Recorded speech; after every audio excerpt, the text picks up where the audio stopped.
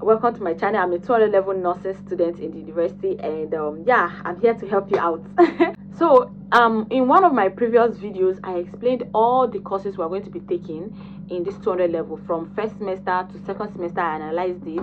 At that point, I did not have any single idea what those courses meant or what I was going to see in those courses. But right now, I'm making this video because this is 1 week to exams. Yeah, 1 week to first semester exams, and I decided to make this video.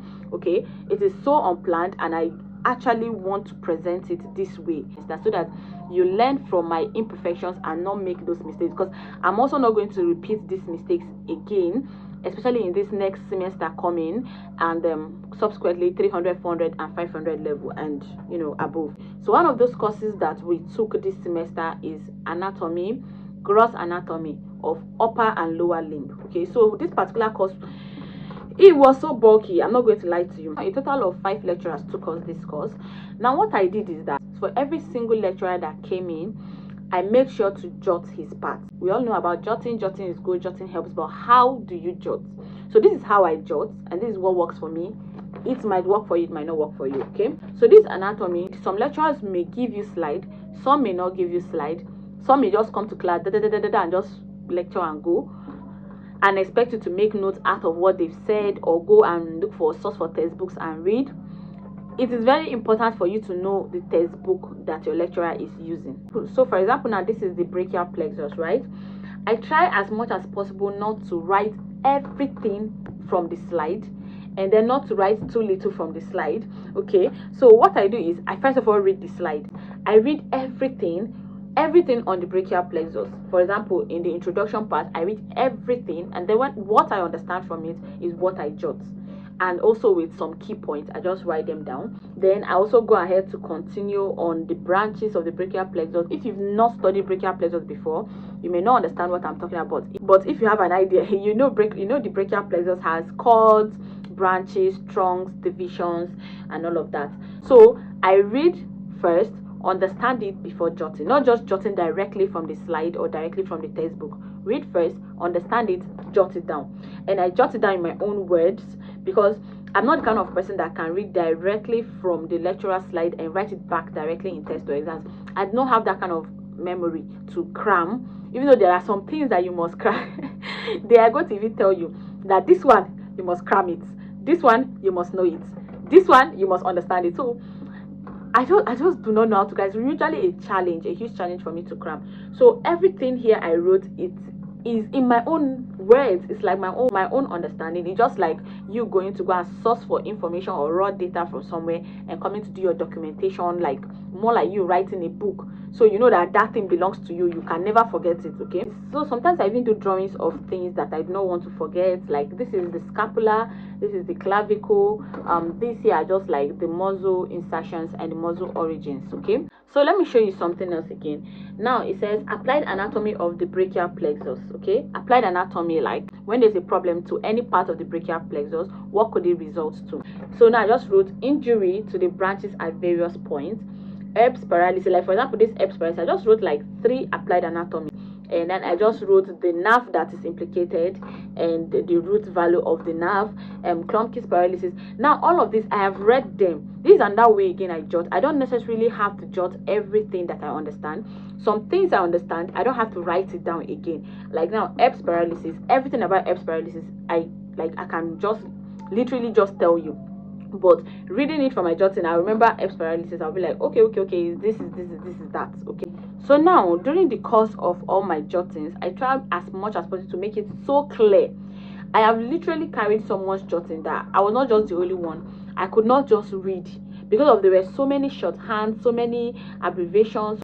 There's this probability that you may make mistakes. Since this is your work, this is your writing, if you're under pressure to read during exams and that is what you are reading, there's this possibility that when you are writing in the exam hall, instead of writing things like the boy, you're going to write E, like one shape of E, like all this. Instead of writing and, you write N. So I try as much as possible not to do those little shorthands in my jottings, so that I do not transfer it to my exams. And that thing again I try to do is for me to try to jot even before tests, and to jot every single thing. In that way, I'm reading both for tests and for exams. In gross anatomy, you're going to be doing studying a lot of muscles and their origin and their insertions, osteology of the bone. This is my problem with gross anatomy. It is actually very interesting. It's just that I don't like the fact that you have to remember where this particular muscle originates from, where it inserts, where this one, what is the nerve that supplies it, what is the artery that supplies. I just do not like that fact. Like, I just prefer physiology. Let me know if you're a nurse or a nursing student, like between anatomy and physiology, which one do you prefer? Okay. So one time our lecturer mentioned in class that it will be easier to remember your muscle and your muscle origin and insertion when you make a table like this. So here I have my muscle origin, insertion, action, and the nerve, and also the blood supply. So I did this. Oh my goodness. So I did this for all. These are muscles for the anterior compartment of the thigh. This is for the medial compartment of the thigh. This is for the posterior compartment of the thigh, and this is just for the thigh. Okay, we studied for the clavicle, we studied the scapula, we studied the humerus, we studied these joints, the shoulder joint, we studied the elbow joint, we studied the arm, the forearm, studied the hand, everything about the hand. I think the only part of upper limb we did not study is the sternum, which it was not like we didn't study it, like it was just maybe mentioned. And then lower limb, the pelvic girdle, the thigh, the femur, the bones entirely, then the thigh, the knee joint, the leg, my goodness, everything.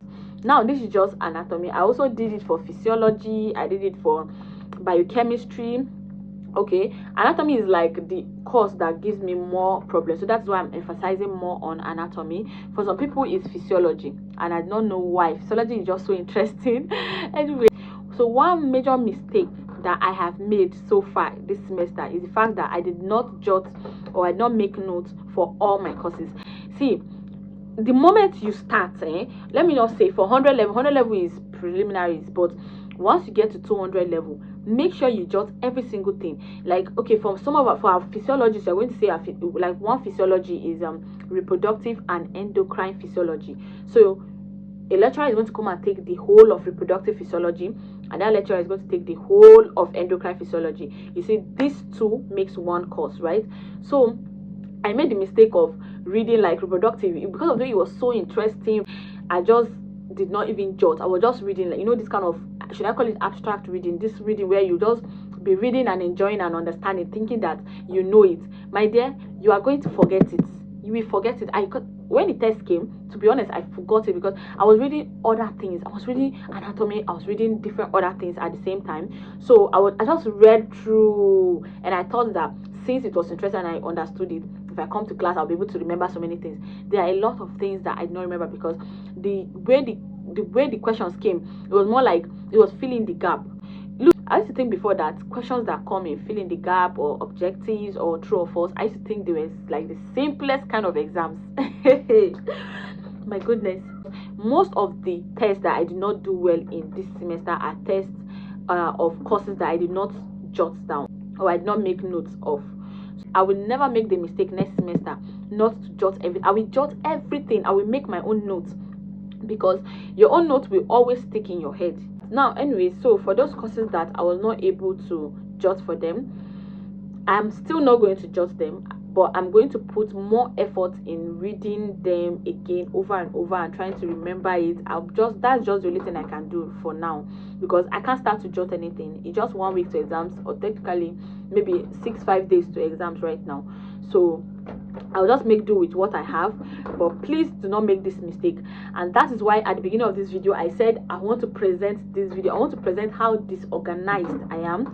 And that point again I want to state is that after the test, after you've made your jottings and after the test, remember those questions. Try and remember those questions that gave you tough time during the test. Make sure you go back and read again. I see a lot of people saying, like, after test, when I'm trying to read to see what did I score, what did I write, what people be like, oh, I mean, I don't read after I've written a test or exams. I just leave everything for God. No, I'm not leaving everything for God though. I will go back and reread them again, and you see that point where I reread it again, I never forget it. And aside reading it, I try to understand why I was not able to answer it. Is it because I did not jot it well? Is it because I did not understand it well? Is it because it was not even in the slide at all? So whatever the case may be, I try to make corrections. If it's to rejot it, if it's to write it down, if it's to go and read it, if it's to re-understand it, I just try to do it there and then if I can do that, I am totally ready for exams. So right now I just want to say I am halfway ready for these exams, and I hope I'm able to make it. After the exams, I'm going to be giving updates on how the entire exams went. Also, for those lecturers that explain intensively in class, like, always try and write.